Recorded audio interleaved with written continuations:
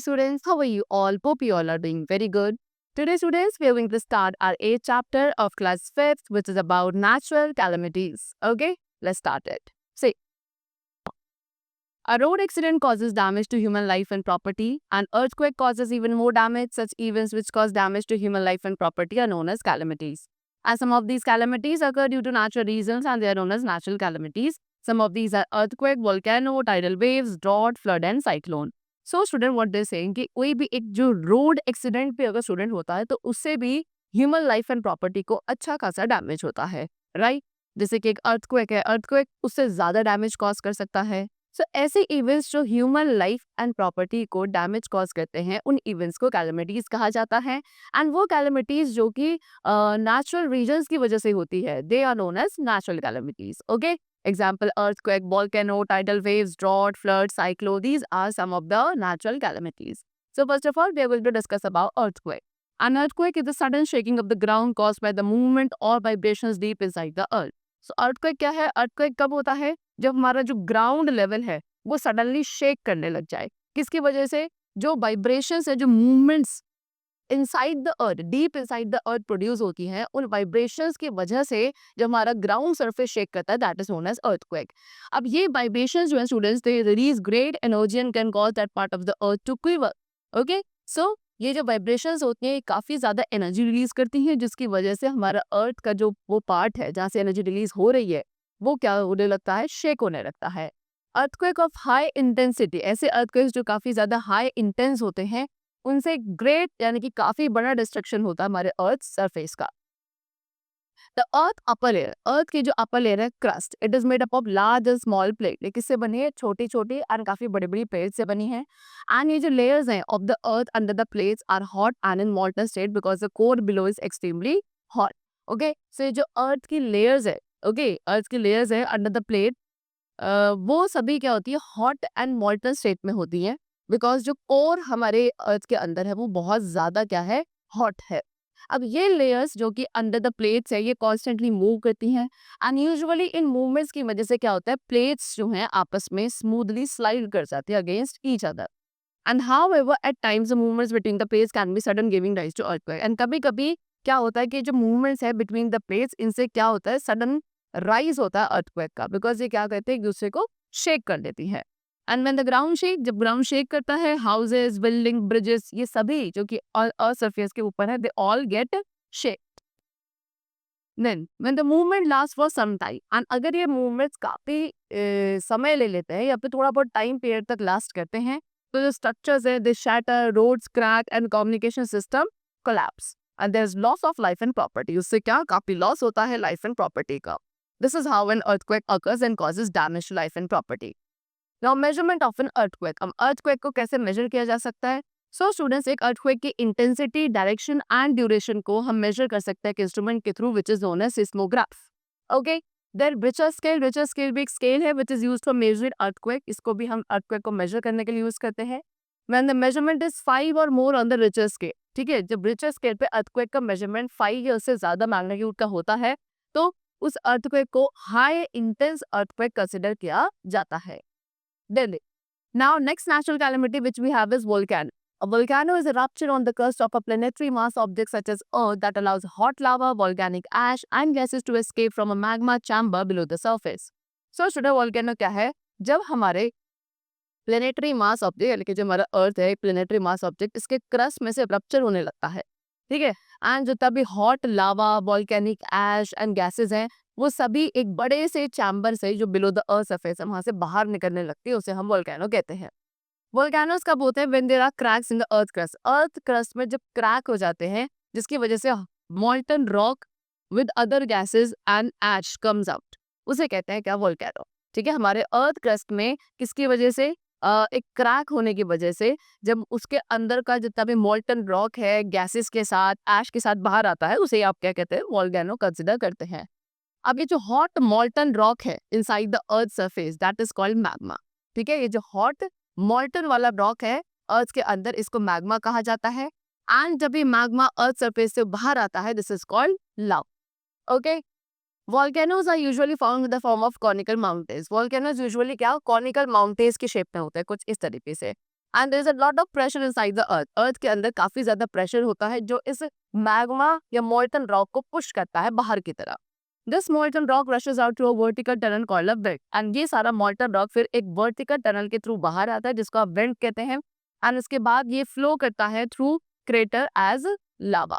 मैं लावा हूँ, जब लावा कूल डाउन हो जाता है वो सॉलिडिफाई होकर क्या बना लेता है, रॉक्स बना लेता है।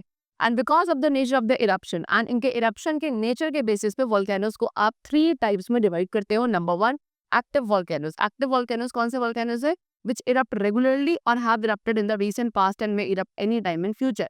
ऐसे वोल्केनोस जो कि आपके रेगुलरली इरप्ट होते हैं या फिर कुछ रीसेंट पास्ट ईयर्स में अभी इरप्ट हुए हैं या आगे भी पास्ट फ्यूचर में इरप्ट हो सकते हैं, उन वोल्केनोस को एक्टिव वोल्केनोस कहा जाता है। Then second we have dormant volcanoes, those volcanoes which are currently not erupting। ऐसे volcanoes जो currently erupt नहीं हो रहे हैं but they may erupt in future। Future में इरप्ट हो सकते हैं, उन्हें डॉर्मेंट वोल्केनोस कहा जाता है। And third, we have extinct volcanoes, those volcanoes that have stopped erupting because they no longer have a lava supply। ऐसे volcanoes जिन्होंने इरप्ट करना ही स्टॉप कर दिया, वो अब उनमें इरप्शन होता ही नहीं है बिकॉज अब उनमें और ज्यादा लावा सप्लाई नहीं बची, उन्हें कहा जाता है extinct volcanoes। Then next we have tidal waves। Tidal और storm waves are also called tsunami। Tidal waves या फिर storm waves इन्हें क्या कहा जाता है, सुनामी भी कहा जाता है। The word tsunami, ये जो वर्ड सुनामी है स्टूडेंट, ये एक जापानीज वर्ड है जिसका मीन्स होता है हार्बर वे। ओके, एंड ये किसकी वजह से होती है, by the under sea earthquake. Under the sea earthquake आने की वजह से, वॉल्केनिक इरप्शन, लैंडस्लाइड। अगर अंडर द अर्थ या सॉरी अंडर द सी कोई भी अर्थक्वेक, वॉल्केनिक इरप्शन, लैंडस्लाइड होते हैं, उसकी वजह से टाइडल वेव्स क्या होती हैं, कॉज होती हैं। The waves in a tsunami. Okay, अभी सुनामी में जो वेव्स आती हैं ये वेरी करती हैं in height from 20 metre to 30 metre. ठीक है, 20 मीटर से 30 मीटर तक लेकर कब 1000 किलोमीटर पर आवर की स्पीड तक ट्रैवल कर सकती है ये वेव्स जो कि सुनामी के अंदर प्रोड्यूस होती है। The tsunami that hit the coastal areas of Tamil Nadu and Kerala on December 26, 2004 killed 26 December 2004 killed 3 lakh people and made 1000 homeless। What they saying? ये वो सुनामी जिसने तमिलनाडु और केरल के कोस्टल एरियाज को हिट किया था 26 दिसंबर 2004 में, उसकी वजह से अराउंड 3 लाख पीपल जो थे वो क्या मर गए थे, they were all killed and 1000 of people थे which became homeless due to this tsunami. Next is drought। Okay, now drought is an extended period when a region receives a deficiency in its water supply, whether atmospheric surface or groundwater।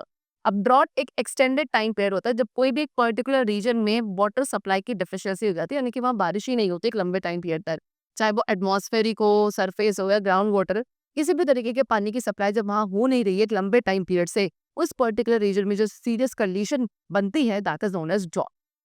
अब drought जो है students, it can last for month और year, कई महीने कई साल तक drought आपका चल सकता है and it may be declared after as few as 15 days, और हो सकता है कि 15 दिन बाद भी वो सही हो जाए। Generally this occurs when a region receive consistently below average precipitation. तो जनरली ऐसा कब होता है, जब एक पर्टिकुलर रीजन में बिलो एवरेज प्रेसिपिटेशन होता है, यानी कि बारिश नहीं होती एक लंबे टाइम पीरियड तक, एक एवरेज रेनफॉल से कम बारिश अगर वहाँ हो रही है for a very long period, then that particular region is going to suffer from drought. It can have a substantial impact on the ecosystem. Drought का एक काफी सब्सटेंशियल इम्पैक्ट हो सकता है हमारे इकोसिस्टम या उस अफेक्टेड रीजन के एग्रीकल्चर पर। Okay, although drought can persist for several years. वैसे तो आपका ड्रॉट जो है सेवरल ईयर्स तक परसिस्ट करता है, लेकिन even a short intense drought can cause significant damage and harm to the local economy. लेकिन अगर एक छोटे से टाइम पीरियड के लिए भी एक इंटेंस ड्रॉट अगर हुआ है तो उस पर्टिकुलर रीजन में एक सिग्निफिकेंट डैमेज या हार्म देखने को मिल सकता है to the local economy. Prolong drought have caused mass migrations and humanitarian crisis. ठीक है, एंड अगर बहुत लंबे टाइम पीरियड से ड्रॉट्स हैं तो उससे काफी मास माइग्रेशन, काफी मास नंबर ऑफ पीपल है जो माइग्रेट कर जाते हैं फिर उस जगह से। ठीक है, एंड ह्यूमैनिटेरियन क्राइसिस, यहाँ पे ह्यूमन बीइंग का क्राइसिस होने लगता है, ह्यूमन बीइंग का रहना बंद हो जाता है उस पर्टिकुलर एरिया पे, बहुत लंबे टाइम पीरियड से वहाँ पे ड्रॉट कंडीशंस है। Now next we come to drought affected area. अब ड्रॉट अफेक्टेड एरिया कैसे होता है, see the resident have to wait for help. वहाँ के जो रेजिडेंट है जिस एरिया में ड्रॉट आया है वहाँ के रेजिडेंट को वेट करना पड़ता है, किसके लिए, सो दैट उनको हेल्प मिले इन the form of food, water, medicine from neighbouring places और इंटरनेशनल एजेंसीज। ओके, इंडिया ने मेजरली 3 ड्रॉट को फेस किया है 20th सेंचुरी में, that is first of all in 1904 to 1905 में, सेकेंड आपका था 1965 to 1966 में, एंड थर्ड था 1986 to 1987 में। 1987 वाला जो ड्रॉट था स्टूडेंट, वो आपका ड्रॉट ऑफ द सेंचुरी माना गया, बिकॉज इसका जो इम्पैक्ट था वो अराउंड 1/3 ऑफ कंट्री पे हुआ था. Now next we come to flood and cyclone. A flood and cyclone क्या है? In most part of a country we get very heavy rain during the monsoon season, and during this time here there is so much water in the rivers that many of them rise above their bank, and the water then flows into nearby land causing flood. Often the flow of water is very strong and damages crop, road, houses and other property. So students, हमारे country के most of the part ऐसे हैं जहाँ पे बहुत ज़्यादा heavy rainfall हो जाता है during the monsoon season. अब इस टाइम पीरियड में क्योंकि इतना ज़्यादा पानी भर जाता है रिवर्स में कि वो वाटर लेवल रिवर्स का ऊपर फ्लो करने लगता है, एंड अपने बैंक यानी कि नदी के किनारे से सिटीज़ में, एरियाज में अंदर की तरफ फ्लो करने लग जाता है. अब जब पानी रिवर्स से निकलकर सिटी एरिया में जाने लगेगा तो वहाँ क्या होगा, जितने भी नियर बाय लैंड है वो सभी उसमें डूब जाएगी, एंड इसे कहा जाता है फ्लड. फ्लड की वजह से, क्योंकि पानी का जो फ्लो है फ्लड का वो बहुत ज़्यादा स्ट्रांग होता है, उससे क्रॉप, रोड, हाउसेज, जितनी बाकी प्रॉपर्टी सब डैमेज हो जाता है. Electric line, water supply, communication network, ये सभी अफेक्ट होते हैं due to flood. There is shortage of food, खाने की कमी होने लगती है, ड्रिंकिंग वाटर, शेल्टर, सभी की शॉर्टेज क्या होती है, हमें सफर करनी पड़ती है due to flood. And there is water logging. Water logging यानी कि पानी इकट्ठा होने लगता है सेवरल डेज के लिए एट सम प्लेसेस, जिसकी वजह से अनहाइजीनिक कंडीशंस हो जाती हैं, एंड काफ़ी सारी डिजीजेस हो सकती हैं like cholera, malaria, dengue. Many people and animals, काफ़ी सारे लोग हैं या एनिमल्स हैं विच में die due to drowning, hunger, thirst और डिजीजेस. बहुत सारे पीपल यानी कि लोग एंड एनिमल्स क्या होने लगते हैं, they all start dying because of which drowning यानी कि डूबने से. कुछ तो डूब जाते हैं, कुछ भूख प्यास या कुछ बीमारियों की वजह से दे स्टार्ट डाइंग.